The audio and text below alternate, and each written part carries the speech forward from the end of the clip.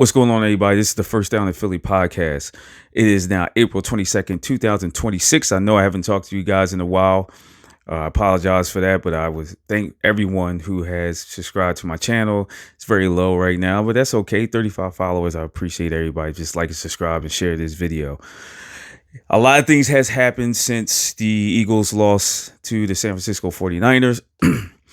A lot of coaching changes, a lot of players leaving, some players coming in. We could just do a briefly recap real fast. We got rid of Patullo, bringing another young, unexperienced offensive coordinator here, Sean Marion. We got a new passing coordinator, Gazard,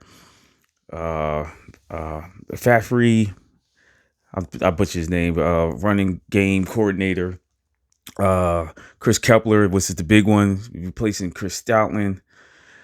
Joe Casper is a new defensive backs coach, and Greg Olson is now the assistant offensive line coach. This is going to be a really, really, really, really challenging season with these changes. I don't know what to think about that right now. It's up in the air. I think we're going to struggle. The fact that we have a young coordinator that didn't do never call plays, just like Patullo.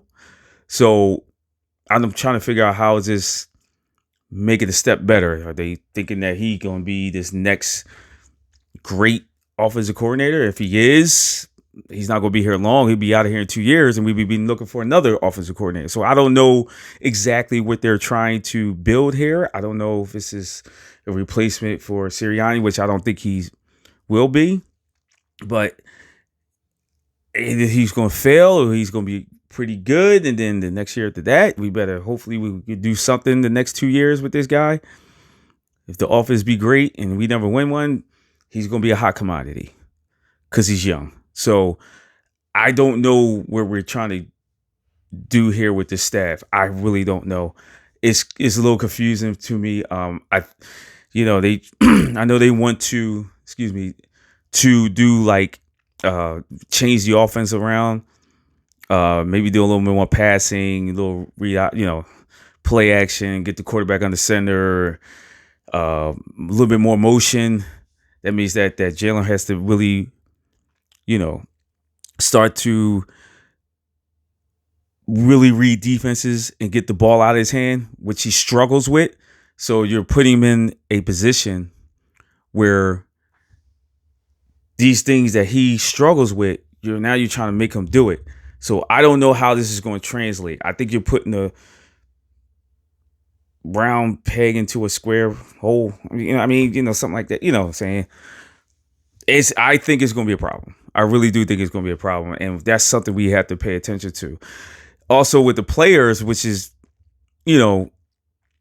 I knew that my man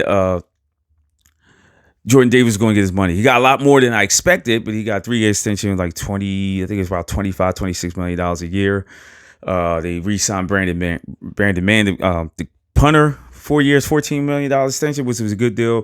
We redid Dallas Goedert for 1 year.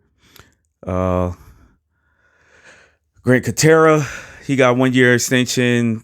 Epps' 1 year extension. Gray, re-signed him for 1 more year. And Frey Johnson, offensive tackle, we re-signed him as well. It's okay. We ended up trading Sidney Brown. We brought in Devontae Wicks on a trade this a couple weeks ago. Then we brought in Andy Dalton on the trade, which is a good thing. I guess they're using him to help Jalen out in the film room, which is a good move. They need somebody like that, some type of veteran that could teach them something. We brought in some players, Hollywood Brown for 1 year, Elijah Moore for 1 year, Reek Woolen, 1 year cornerback from Seattle, which everybody thinking he's, the next coming, which I'm not really so hype about, considering he does a lot of bonehead stuff. That's why Seattle let him go. So he has to prove it.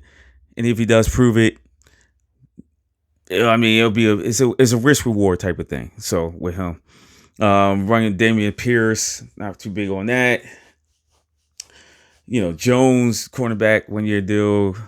Martin, linebacker, 2 year contract. Johnny Muck, tight end, and Taquan Graham, defensive end, for 1 year. I mean, overall, and by the way, I forgot to bring up the one guy that I wish they brung back, and I thought they had the opportunity to bring him back, was Blankenship.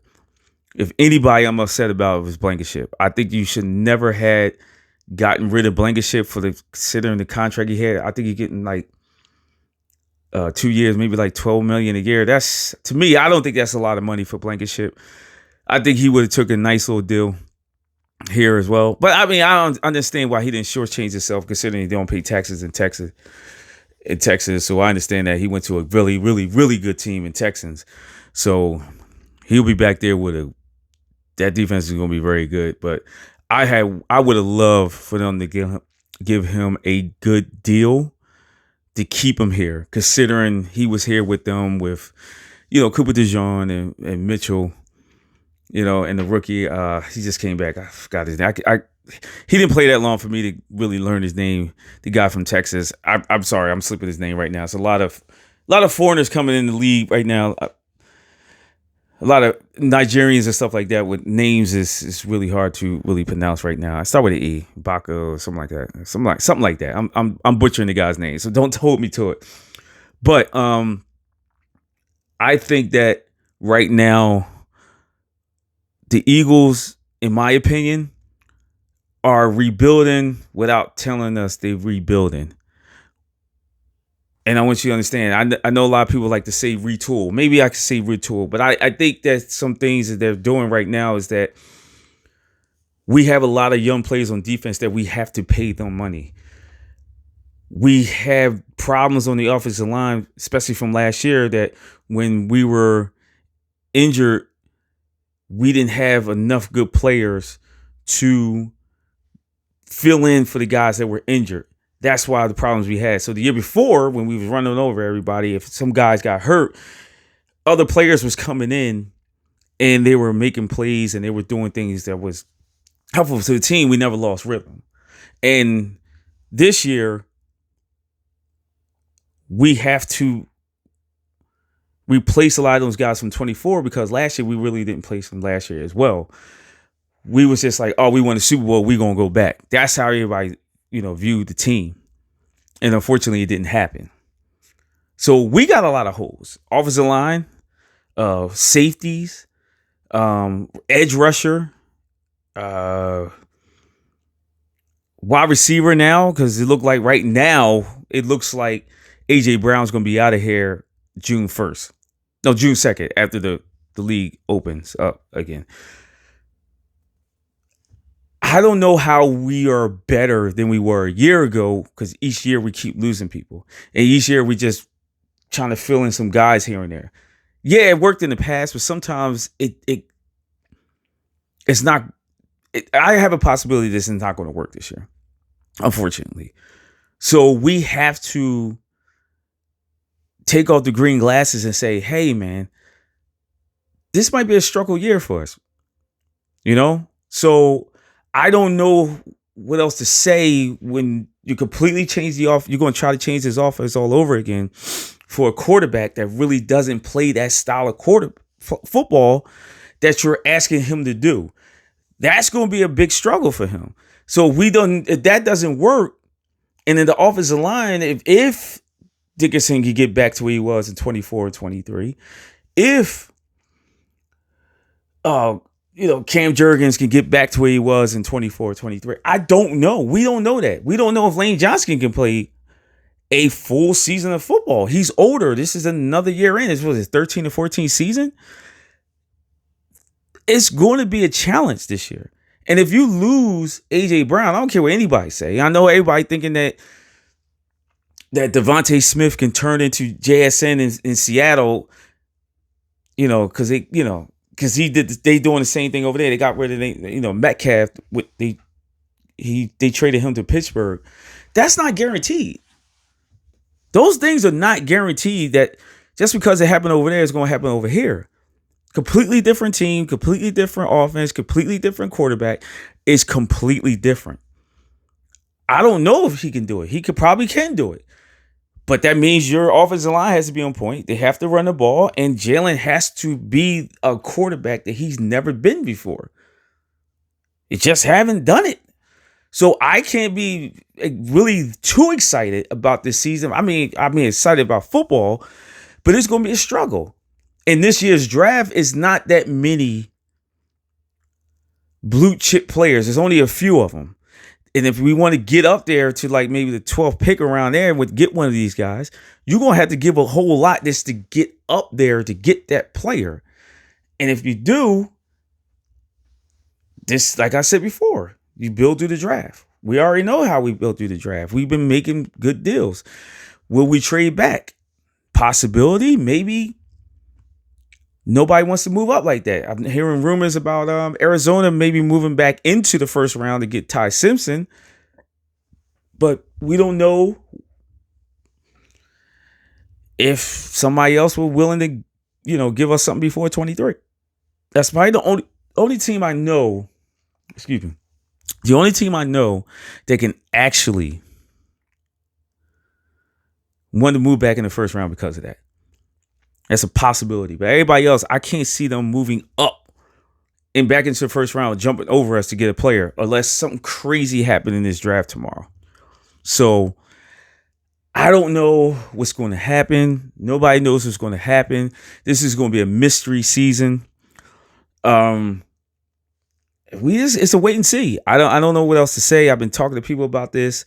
They thinking that we're going to be this phenomenal offense where we just going to be throwing the ball over everybody. We going to go back and we going to do everything. We got holes, guys. I don't understand why people don't see this. We have holes.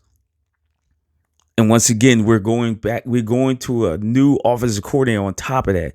And then you're getting rid of one of your better players on offense. I don't know how this is going to work. I just don't know. We'll see what happens tomorrow in the draft. I will definitely bring out the video tomorrow as soon as the pick happens. I know I'm going to be tired as hell because it's probably going to be late, more than likely, and they might trade out. Whatever it is, I'm going to put another video out here tomorrow, and, we'll go from there, and then anything happens with A.J. Brown. More likely that's going to happen after June 1st because it's a lesser cap hit. I think it's like about, instead of hitting them right now, it'd be like 35 million. It's some crazy number this year and the following season. So if they wait till June 1st, I think it's only a $20 million hit. And then the following year is like a little bit less than that. But he'll hit our cap back-to-back seasons. But I'll get into it with Jalen Hurts afterwards because I'm not the only one feel the way about Jalen Hurts. Everybody's read the article. People don't want to believe it. I don't think they wrote that article out there for just to get clickbait. I really don't. I think majority of it is true because I just don't see it with this guy. I said it a million times. I don't see it with this guy. Do I want him to be successful? Yes. But I'm looking at a reality and saying, like, he's not that guy. This is just what it is. He's not going to be that guy. More like, if he plays well this coming season, he'll get paid. If he doesn't, now we're going to start talking. And like I said before, this is going to be an interesting season. It's already an interesting all season. We'll see how everything pans out. It's early. I don't know. Nobody knows. That's why I say we'll have to wait and see. But deep inside, I always think about the negative before the positive when it comes to sports, because you just don't know. You got to see how things pan out, how things work out and everything like that. It's crazy. And I am a positive person, but sports, sometimes you got to wait it out, see what things happen. So right now, the Sixers had stole game 2, which is a surprise. I thought they was going to get swept. Well, a gentleman's sweep, so I gave them one. So they got one of them. Philly suck, which I don't really care about like that. They're terrible right now. They can't score. They lost 7 games or 8 games right now. They're next to the bottom, next to the Mets. They lost 12 games so far. And also the Flyers of the night, up 2 games to 1, punk behind sissies Pittsburgh Penguins. So yeah, I'll be on here tomorrow for the draft. Like I said before, I think the Eagles are quite like slow, like quietly doing a rebuild without saying they rebuilding. So I see you on the next video. Go Birds. We'll see what happens tomorrow night with the picks. All right. I'm not sure who they're going to pick. I might throw a little short out there and tell you who it is. I think I'm leaning towards offensive lineman, but now people talking about Sadiq. They may move up to get the tight end because it is a little deeper tight end, uh, draft this year along with the receivers and the offensive lineman. But whatever it is, hope it's a solid pick. So we'll see what's going on with that. I'll definitely come on tomorrow and we'll talk about that. All right, y'all. See you in the next video. Go Birds. Go Flyers. All right. Go Sixers as well. Let's go, y'all.